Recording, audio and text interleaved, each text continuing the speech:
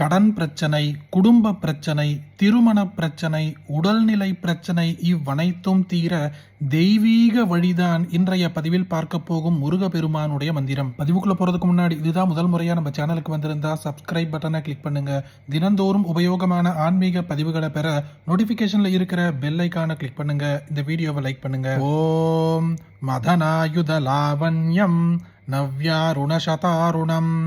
நீலஜீமுத சசிகுமரः தேந்துசத்ருஷாலினம்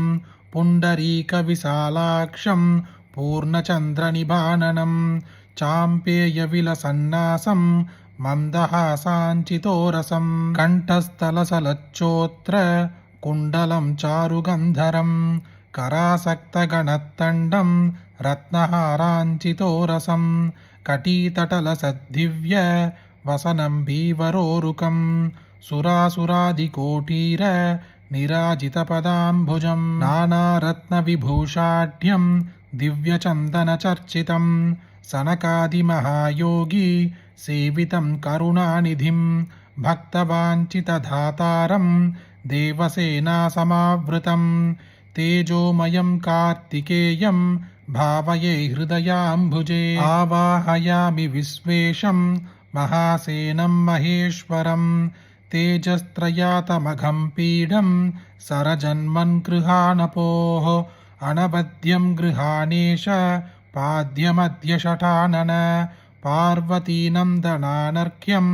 अर्पयाम्यर्घ्यमद्भुतम् आचम्यतामग्निजात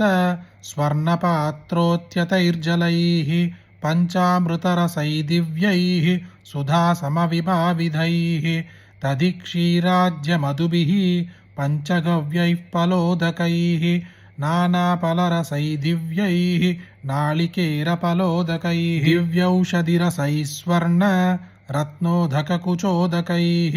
हिमाम्बुचन्दनरसैः कणसारदिवासितैः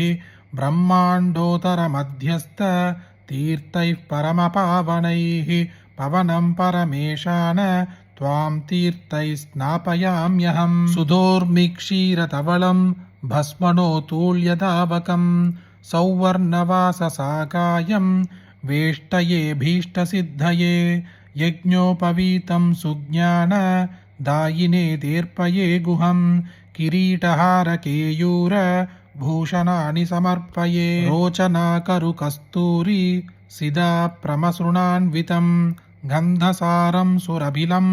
सुरेशाभ्युभगं यथां रचयेतिलकं पाले गन्धं मृगमतेन ते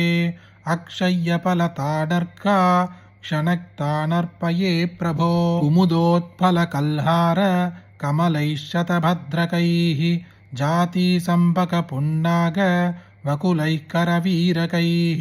दूर्वाप्रवालमालूर माचीमरुवभद्रकैः अकीटादिहतैर्नव्यैः कोमलैस्तुलसीतलैः नमः सर्वान्तरस्थाय नमः कैवल्यहेतवे श्रुतिशीर्षकगम्याय नमः शक्तिधराय ते मयूरवाहनस्येतं मानसं च प्रभूषणं यः करोति स कृत्वापि गुहस्तस्य प्रसीदति।